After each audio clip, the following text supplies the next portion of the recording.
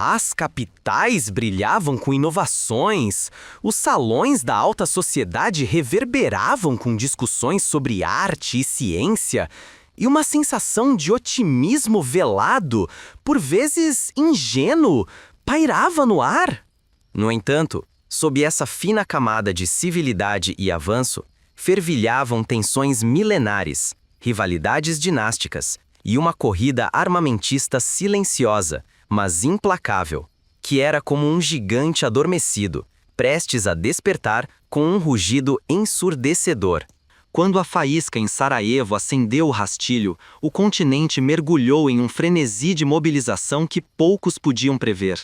Os jovens, cheios de fervor patriótico e a crença romântica em uma guerra para acabar com todas as guerras, correram para os postos de alistamento, imaginando campanhas rápidas, cheias de glória e o retorno para casa a tempo do Natal. As bandas militares tocavam hinos marciais, as multidões acenavam bandeiras e a euforia contagiosa e perigosamente sedutora disfarçava a tragédia iminente. Era a visão de uma guerra de movimento, de avanços heróicos e vitórias decisivas, um eco dos conflitos napoleônicos, talvez, ou das campanhas coloniais, onde a bravura individual ainda parecia ter o poder de moldar o destino. Mas o campo de batalha de 1914 não era o de Waterloo, nem as armas eram as dos séculos passados. A tecnologia industrial que havia impulsionado a Europa à grandeza, agora voltava-se contra ela mesma com uma ferocidade sem precedentes. Fuzis de repetição, metralhadoras capazes de descarregar centenas de balas por minuto, e uma artilharia com alcance e poder destrutivo jamais vistos, transformaram a paisagem da guerra em um instante. Imagine, por um momento, a carga de cavalaria gloriosa de outrora enfrentando agora uma metralhadora.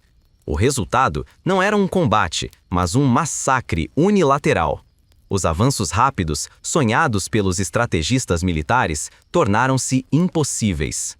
A infantaria, antes a espinha dorsal de qualquer exército, viu-se impotente diante de uma chuva de balas e estilhaços que ceifava vidas aos milhares em questão de minutos. Foi nesse cenário de aniquilação que uma nova e brutal realidade emergiu: a necessidade desesperada de proteção.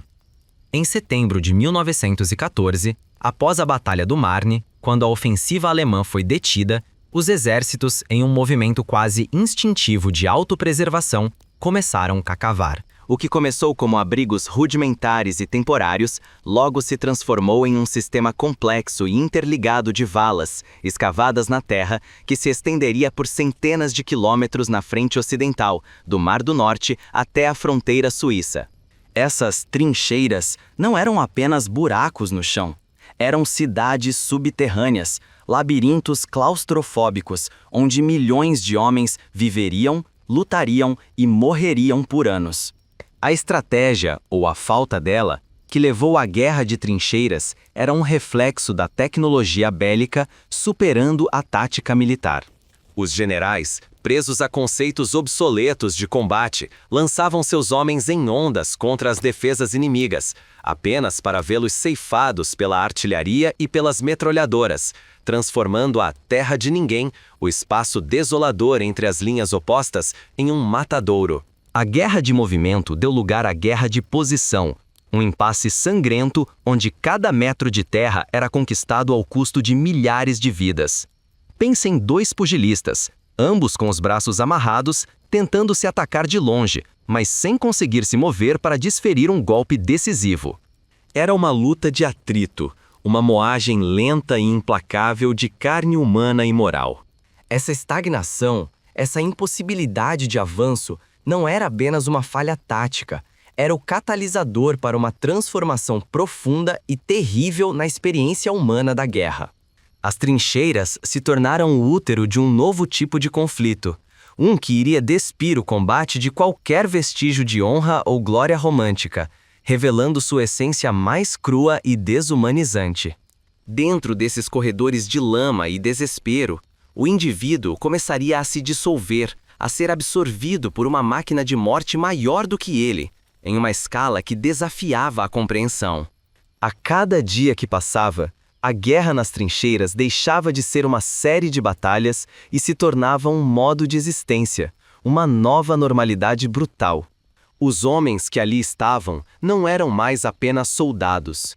Eram prisioneiros de um sistema que os despersonalizava, que os reduzia a estatísticas, a números em relatórios de baixas.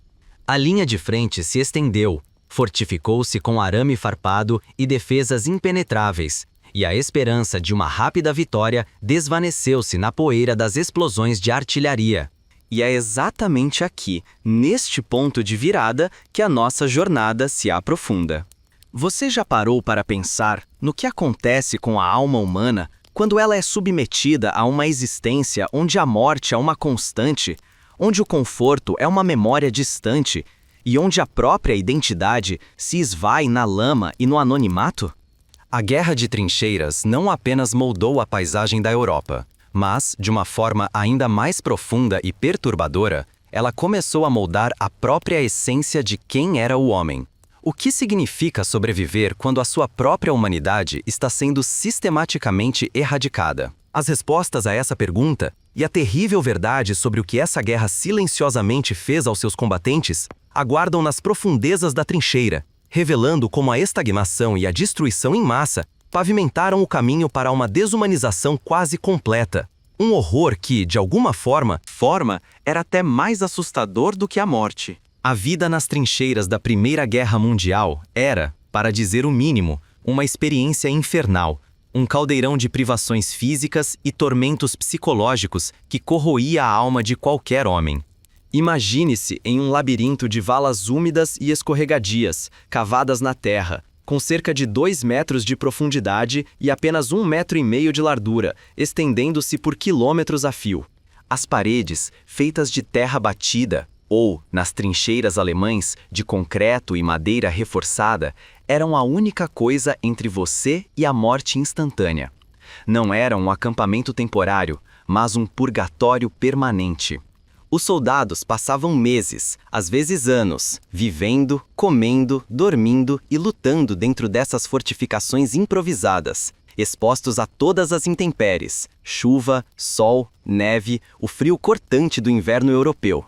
A insalubridade era de uma magnitude quase inimaginável. As trincheiras eram, literalmente, uma cloaca a céu aberto. Um depósito de dejetos humanos, lixo e, tragicamente, de corpos em decomposição. Não havia saneamento básico adequado, baldes e buracos serviam como banheiros, e os dejetos se acumulavam no mesmo ambiente onde os soldados tentavam se alimentar e viver. O cheiro era uma mistura nauseabunda de fezes, urina, suor, pólvora, fumaça e o odor persistente e inconfundível da morte. Para um recruta recém-chegado, esse cheiro pútrido era, muitas vezes, o primeiro choque brutal com a realidade da guerra, causando náuseas e vômitos imediatos. A essa miséria sensorial somava-se a proliferação de doenças e pragas. Ratos, atraídos pelos cadáveres e pelos restos de comida, infestavam as trincheiras em números assustadores, crescendo a tamanhos incomuns e tornando-se uma praga constante. Eles não só devoravam os suprimentos, mas também se alimentavam dos corpos dos mortos e, ocasionalmente, dos feridos incapazes de se mover. Imagine tentar dormir enquanto centenas desses roedores correm sobre você. Ou pior, sabendo que eles estão se banqueteando com os restos de seus camaradas. Piolhos e pulgas eram companheiros inescapáveis, causando coceiras incessantes e transmitindo doenças como a febre das trincheiras, uma enfermidade debilitante que podia incapacitar soldados por meses e, em casos graves, levar à morte. A umidade e o frio constante provocavam o terrível pé de trincheira, uma condição em que os pés dos soldados inchavam, ficavam gangrenados e, em muitos casos, exigiam amputação.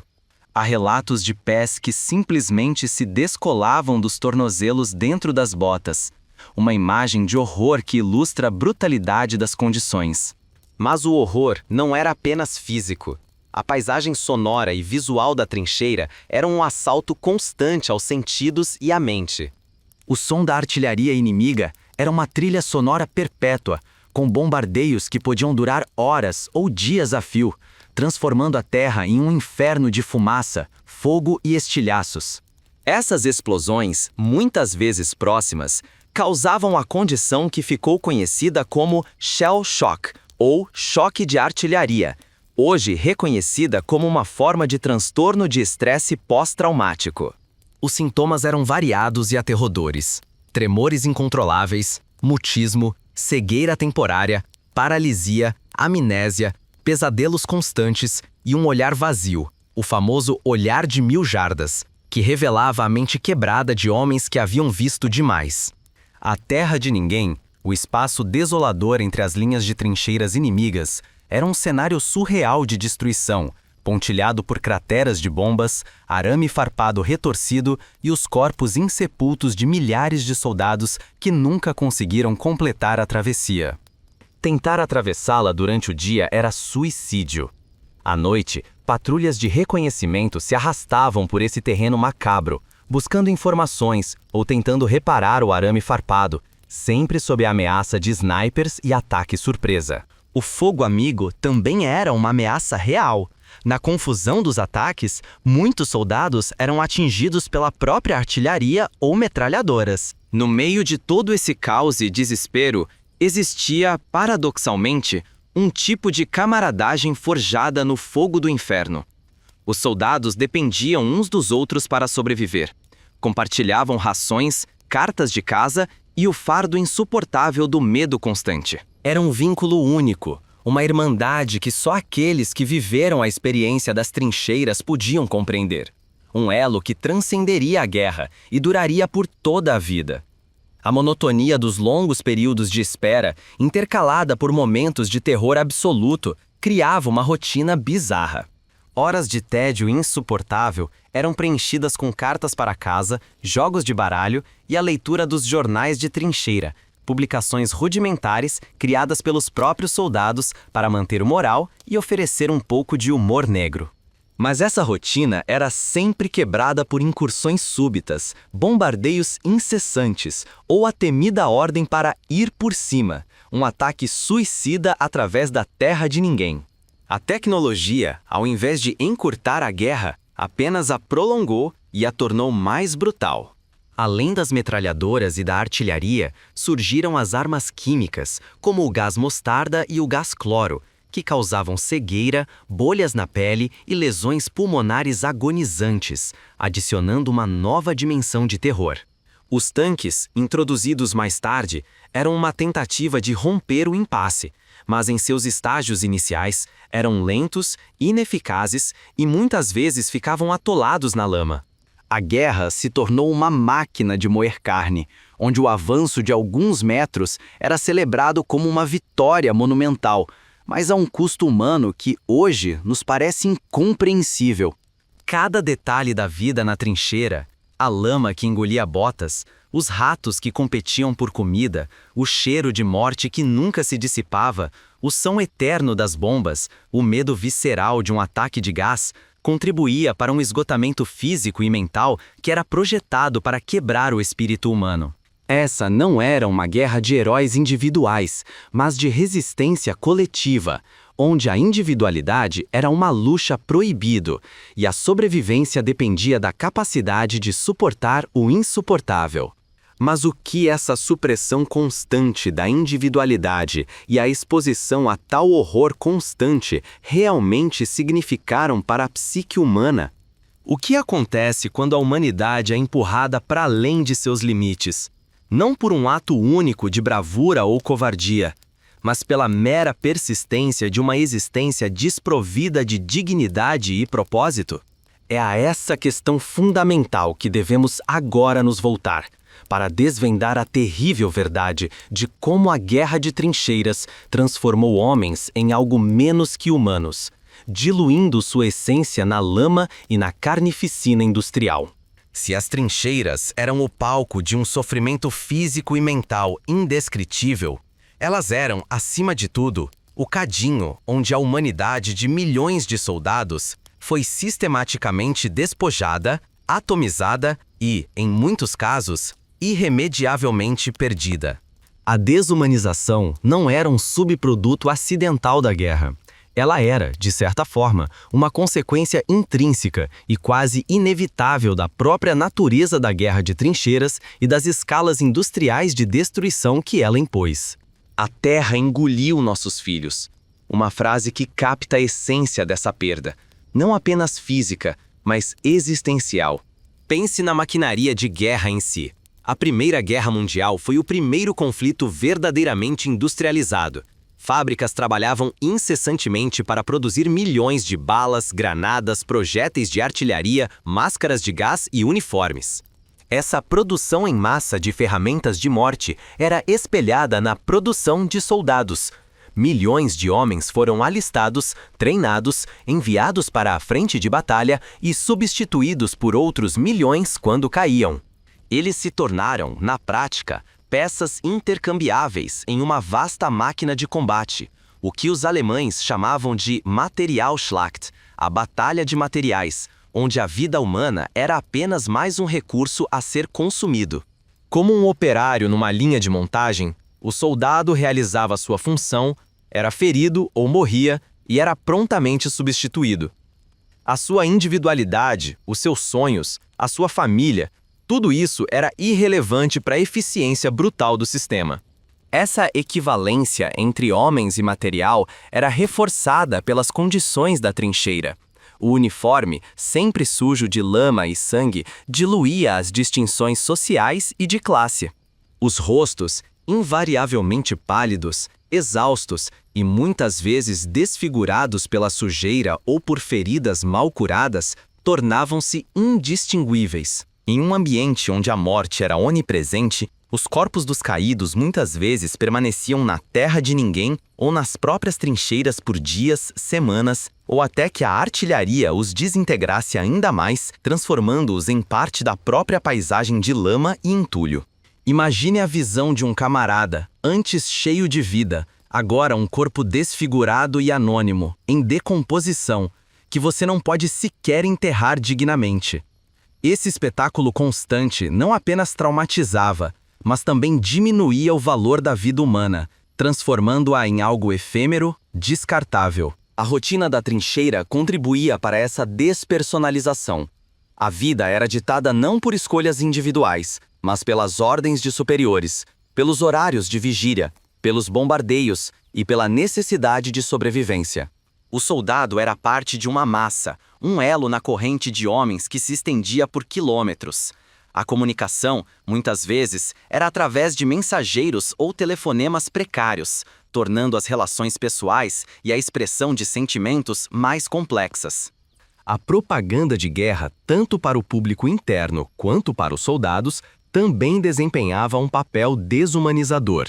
Ela pintava o inimigo como um monstro sem face, uma caricatura demoníaca, justificando a violência extrema e suprimindo qualquer empatia residual. Se o inimigo não era humano, então não havia culpa em matá-lo, em vê-lo sofrer. Essa retórica criava uma barreira psicológica que facilitava a continuação do abate em massa. O impacto psicológico era devastador e diretamente ligado a essa desumanização. O shell shock, como já mencionamos, não era apenas um colapso nervoso, era a manifestação de uma psique que não conseguia mais processar o horror e a futilidade da existência na trincheira. Os soldados que sofriam desses transtornos eram, muitas vezes, estigmatizados, vistos como covardes ou fracos, e não como vítimas de um trauma que superava a capacidade de qualquer mente humana de suportar. A própria negação do trauma, como uma doença legítima, era uma forma de desumanização institucional, que negava a validade do sofrimento individual. A perda de controle sobre o próprio destino era outro fator crucial. Dentro das trincheiras, os soldados eram reféns de decisões tomadas muito acima deles, por generais que, por vezes, estavam a quilômetros de distância, em segurança relativa, e que tinham pouca compreensão da realidade brutal da linha de frente. As ofensivas eram lançadas com a esperança de romper o impasse, mas frequentemente resultavam em carnificinas, onde milhares de homens eram sacrificados por ganhos territoriais mínimos ou inexistentes. A sensação de impotência, de ser um peão em um jogo mortal, erodia o senso de agência e dignidade pessoal. A estagnação da guerra de trincheiras, o fato de que os mesmos poucos metros de terra poderiam ser contestados por meses ou anos com pouca mudança, intensificava a sensação de futilidade e de que suas vidas estavam sendo desperdiçadas sem propósito. Essa era uma guerra que não permitia heróis no sentido tradicional, pois o heroísmo individual era quase sempre subjugado pela escala da destruição. Em vez de atos de bravura que pudessem mudar o curso da batalha, havia apenas a resistência estoica, a aceitação passiva de um destino que parecia selado. A ausência de um rosto para o inimigo, que muitas vezes era apenas um tiro vindo de uma trincheira distante ou uma explosão invisível de artilharia, transformava o combate em um ato abstrato de matança, desprovido de qualquer conexão humana. A culminação dessa desumanização era a corrosão do senso de identidade individual.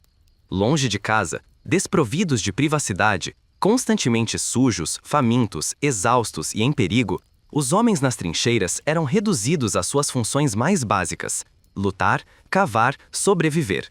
Seus nomes, suas histórias, seus futuros, tudo parecia se dissolver na lama e no anonimato da frente de batalha. Eles não eram mais João ou Pierre ou Heinrich. Eram soldados, tropas, as baixas.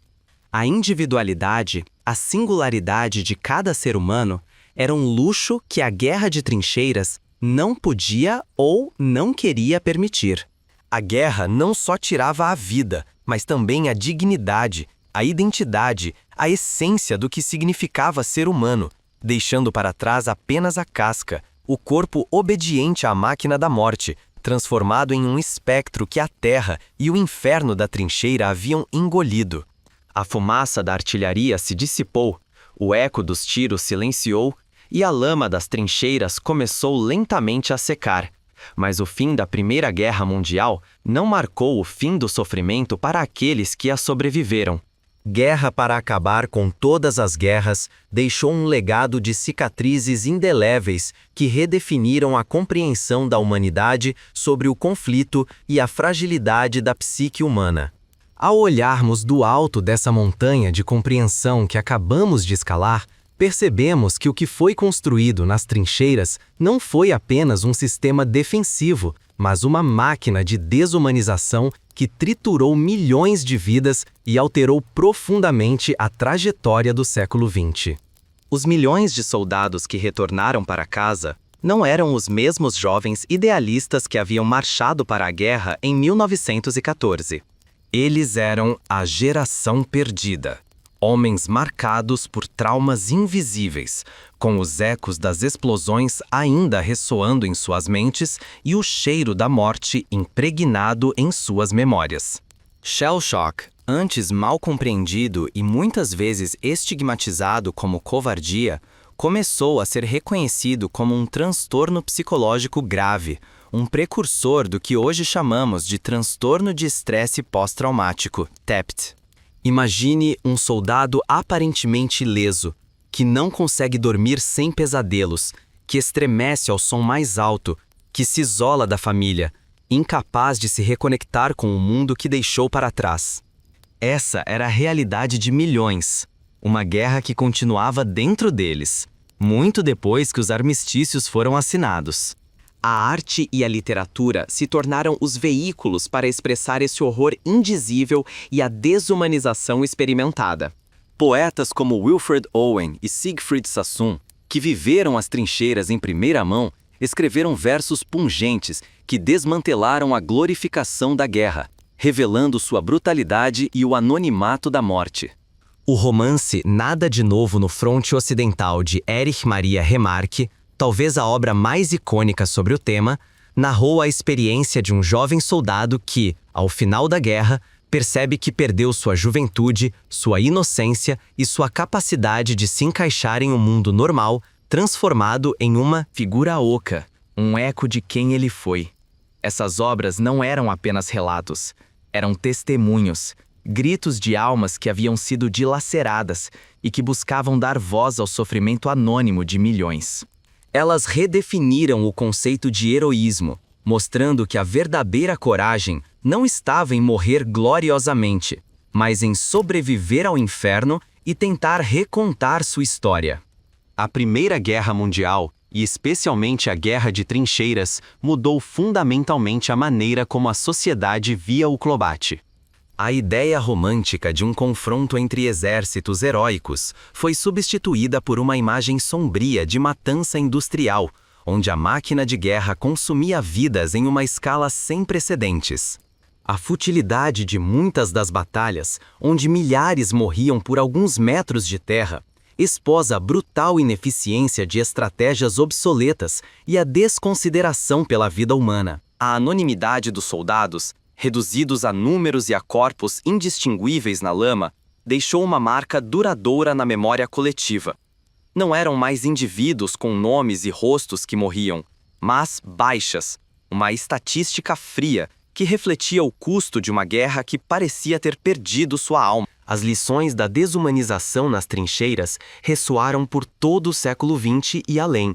Elas influenciaram as táticas militares futuras, levando ao desenvolvimento de guerras de movimento mais rápidas e mecanizadas, com a esperança de evitar os impasses sangrentos. No entanto, a semente da despersonalização e da destruição em massa, plantada nas trincheiras, persistiu em conflitos posteriores. Do bombardeio aéreo em larga escala da Segunda Guerra Mundial à tecnologia de drones e à guerra assimétrica dos tempos modernos, onde o inimigo pode ser um alvo distante e o combate, muitas vezes, é travado por trás de telas. Mesmo hoje, em meio a conflitos contemporâneos, a sombra da desumanização espreita, lembrando-nos que, em seu cerne, a guerra continua a ser uma força que procura nos reduzir à nossa forma mais básica, corroendo nossa empatia e nossa humanidade.